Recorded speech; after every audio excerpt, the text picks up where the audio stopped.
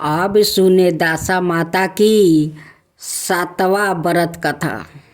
एक बर्छ नर और मादा 2 पंछी रहते थे। उनके कोई संतान नहीं थी। अनाये पंछी मादा पंछी को बोझ कहकर घृणा करते थे। मादा चिड़िया बच्चे ना होने के कारण बहुत दुखी रहती थी। एक दिन वो अपनी स्थिति पर विचार करती हुए अकेली नदी पर पानी पीने गई। वहाँ पर स्त्रियाँ दासा माता का डोर ले रही थी। उनका एक डोरा बच गया था। उन्हें कोई ऊंच वर्ग की स्त्री नहीं दिखाई दी जिसे वो डोर दे देती।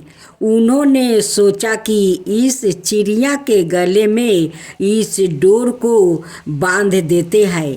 यह यहाँ रोज आकर कथा सुन लिया करोगी। इसे पूजन की विधि बता देंगे तो यह भी पूजन के दिन पूजा करेगी। तद अनुसार उन्होंने चिड़िया के गले में दासा माता का डोर बांध दिया और उसे समझा दिया कि प्रतिदिन 9 दिन तक यहाँ आकर कहानी सुन लिया करो।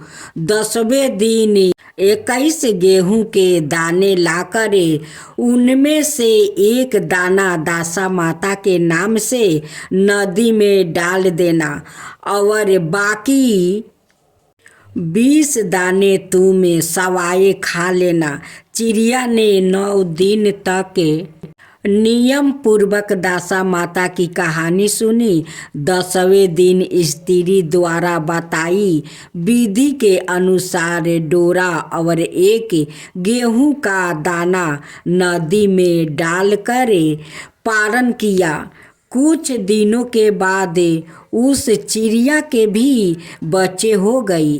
अनाये चिड़ियों को बड़ा आश्चर्य हुआ कि इसे तो बच्चे होते ही नहीं थे, अब बच्चे कैसे होने लगे। वो चिड़िया बोली, जब मुझे बच्चे नहीं होते थे तो सब मुझे बाझ कहकर दूध काटती थी। अब मुझे दासा माता की कृपा से बच्चे होने लगे हैं।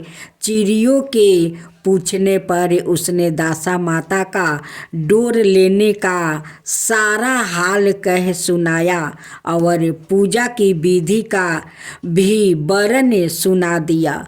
तब से जंगल की सारी चिड़ियाँ दासा माता का व्रत करने लगी। भक्त जनों, आज आप सुनेंगे एक ब्राह्मण की पुत्रा और उनकी पत्नी की कहानी। खूब सुंदर दुख भरी कहानी है। किसी गांव में एक ब्राह्मण और ब्राह्मणी रहा करते थे। उनकी एक ही पुत्रा था। उनकी पुत्रा के नाम चंदर था। ब्राह्मण और ब्राह्मणी अपना पुत्रा से बहुत प्यार करती थी। और दोनों एक दिन सोच रहे थे कि चंदर तो अब 12 हो गया है, उसकी शादी करवा देना चाहिए। उनकी शादी करवा देने से घर में पत्नी आ जाएगी और मेरी बहू आ जाएगी तो थोड़ा मेरा आराम मिल जाएगा। यही सोचकर ब्राह्मण ब्राह्मणी अपना चंदर को बहुत धामधूम से शादी करवा देते हैं। घर में बहू आती है।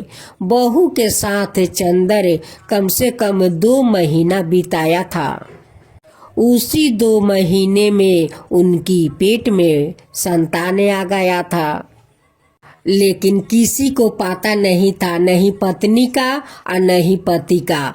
एक दिन चंदर सोकर उठता है, अपना माँ से कहता है कि माँ देखो, अब तो मैं एक पेट से 2 पेट हो गया हूँ, अब मुझे परदेश जाना चाहिए।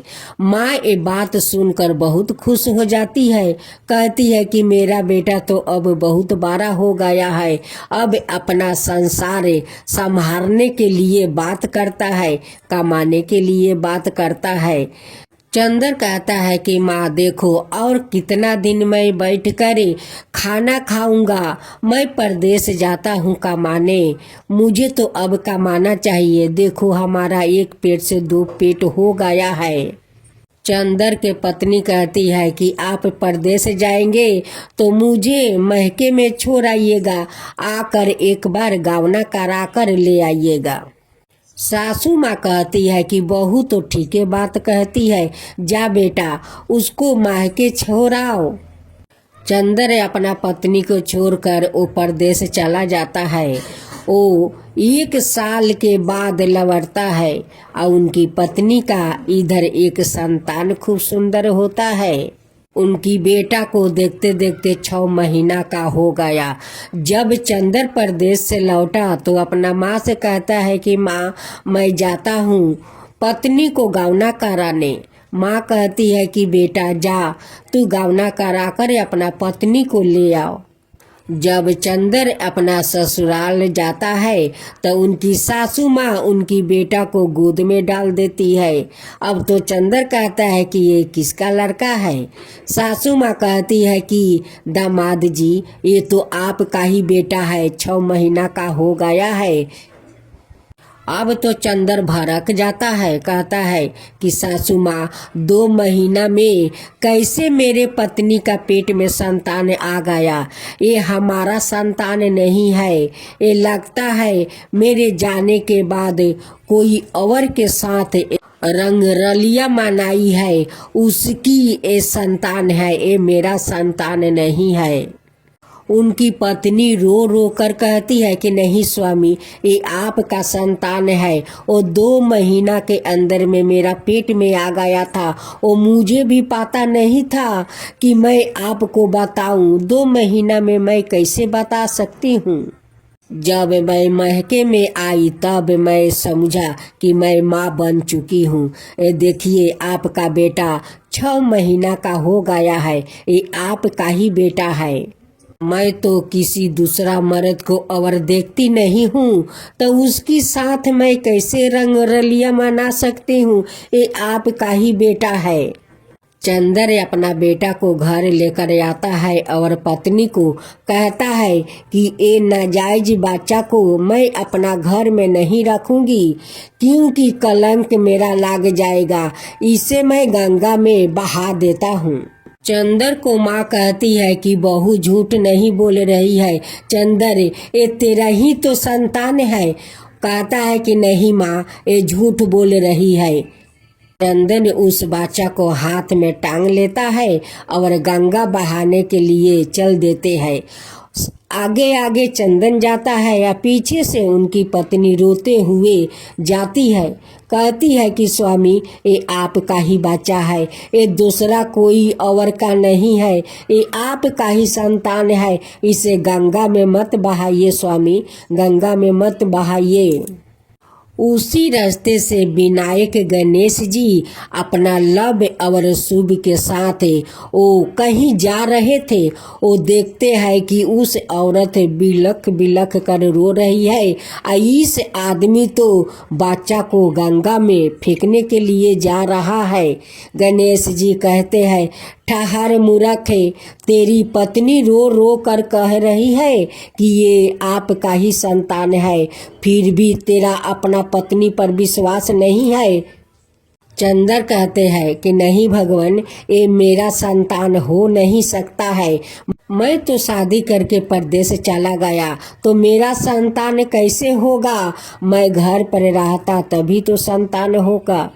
विनायक गणेश भगवान कहते हैं कि नहीं रे मूर्ख, एक दिन में संतान आ जाता है और वो तो 2 महीना तू अपना पत्नी के साथ बिताया है। चंदन तो अब गणेश भगवान को बात नहीं सुन रहे हैं, वो चलने लगा। गणेश भगवान उसे अभिशाप देते हैं कि अगर बच्चा को गंगा फेंकने जाता है तो तू यही पर फेंकने से पहले तू सील बन जा। अब तो चंदन वही पर सील बनकर खड़ा रहा।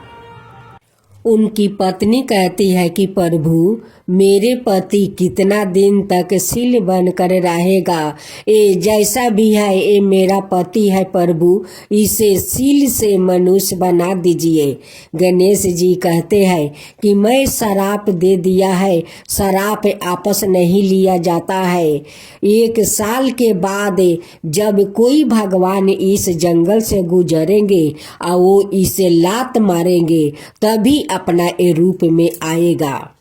कह कर गणेश भगवान चले गए। चंदर के पत्नी अपना बेटा को लेकर घर आ गई। चंदर के पत्नी मिलने के लिए रोज उस जंगल में जाती है और उस पत्थर से मिलती है। जब बहू घर आती है तो सासू माँ पूछती है कि चंदर कहाँ है। कहती है कि वो तो सील बन गया है। रास्ते में गणेश भगवान भेटाए थे, वो बहुत समझाए लेकिन आपका बेटा नहीं समझे। वो जिद करके मेरे बेटे को गंगा फेंकने जा रहा था। गणेश भगवान का गुस्सा आ गया और उन्हें श्राप दे दिया कि तू 1 साल तक सील बनकर यहीं पर खड़ा रहेगा। जब कोई 1 साल के बाद भगवान आएंगे और तुझे लात मारेंगे तभी तू सील से मुक्ति होगा और तू मनुष्य बन जाएगा। चंदर का पत्नी 1 साल तक उस जंगल में उस अपना सील पति से रोज मिलने जाती थी। उनकी मन नहीं मानता था, उनका मन में तो कोई छल कपट नहीं था और नहीं किसी मर्द के ऊपर वो देखती थी। लेकिन चंदर को तो अपना क्रोध के कारण सील बनना पड़ा। एक दिन उसी रास्ता से गणेश अपना दोनों पत्नी के साथ गंगा या स्नान करने जा रहे थे। रिद्धि सिद्धि का उस सील पर नजर पड़ा। वो कहने लगी कि स्वामी देखिए ये सील कितना सुंदर है, आदमी के जैसा है। गणेश जी कहते हैं कि ये कोई कारण के लिए ये सील बना है, लगता है कोई पाप किया है, उसी के कारण ये सील बना है। चंदर तो विनायक जी के श्राप के कारण वो सील बना हुआ था।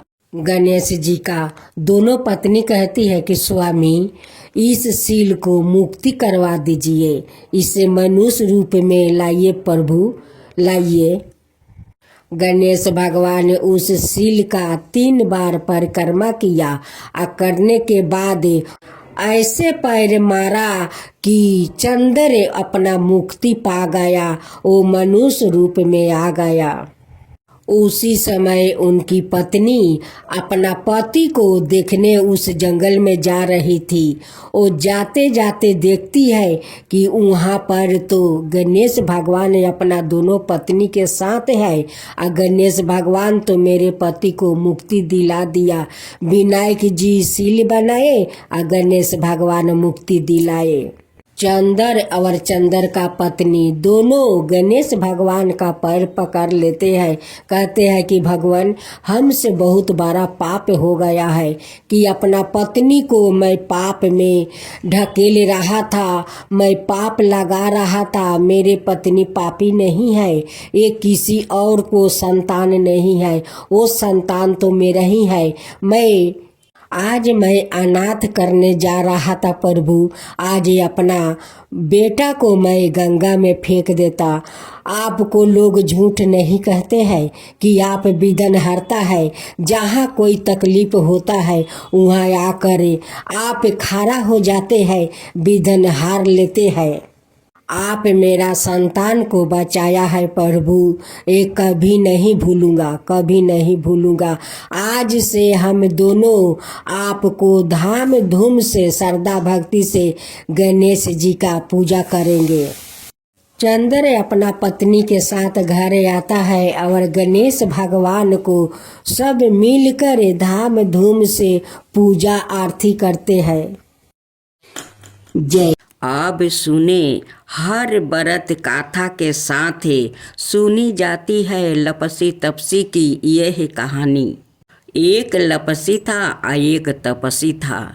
तपसी हमेशा भगवान की तपस्या में लीन रहता था लपसी रोजाना सावा शेर की लपसी बनाकर भगवान का भोग लगा कर जिमा लेता था।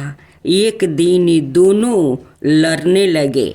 लपसी बोला, मैं रोज भगवान की तपस्या करता हूँ, इसलिए मैं बारा हूँ। तपसी बोला, मैं रोज भगवान को सावा शेर लपसी का भोग लगाता हूँ, इसलिए मैं बारा हूँ। नारद जी वहाँ से गुजर रहे थे। दोनों को लड़ता देख कर उनसे पूछा कि तुम क्यों लड़ रहे हो। तपसी ने खुद के बारा होने का कारण बताया और लपसी ने अपना कारण बताया। नारद जी बोले, तुम्हारा फैसला मैं कर दूंगा। दूसरे दिन लपसी और तपसी नहा कर अपनी रोज की भांति करने आए तो नारद जी ने छुप कर 1.25 करोड़ की एक एक औंठी उन दोनों के आगे रख दिया। लपसी की नज़र जब औंठी पर पड़ी तो उसने चुपचाप औंठी उठाकर अपने नीचे दबा लिया। लपसी की नज़र औंठी पर पड़ी, लेकिन उसने ध्यान नहीं दिया। भगवान को भोग लगाकर लपसी खाने लगा। नारद जी सामने आए तो दोनों ने पूछा कि कौन बारा है। तो नारद जी ने तपसी से खारा होने को कहा। वो खारा हुआ तो उसके नीचे दबी औंठी दिखाई पड़ी। नारद जी ने तपसी से कहा, तपस्या करने के बाद भी तुम्हारी चोरी करने की आदत नहीं गई, इसलिए लपसी बारा है और तुम्हें तुम्हारी तपस्या का कोई फल भी नहीं मिलेगा। तपसी शर्मिंदा होकर माफ़ी मांगने लगा। उसने नारद जी से पूछा, मुझे मेरी तपस्या का फल कैसे मिलेगा। नारद जी ने कहा, यदि कोई गाय और कुत्ते की रोटी नहीं बनाएगा तो फल तुझे मिलेगा। यदि कोई ब्राह्मण को भोजन करवा कर दक्षिणा नहीं देगा तो फल तुझे मिलेगा। यदि कोई साड़ी के साथ ब्लाउज नहीं देगा तो फल तुझे मिलेगा। यदि कोई दिए से दिए जलाएगा तो फल तुझे मिलेगा। यदि कोई सारी कहानी सुने लेकिन तुम्हारी कहानी नहीं सुने तो फल तुझे मिलेगा। उसी दिन से हर व्रत कथा कहानी के साथ लपसी तपसी की कहानी भी सुनी और कही जाती है।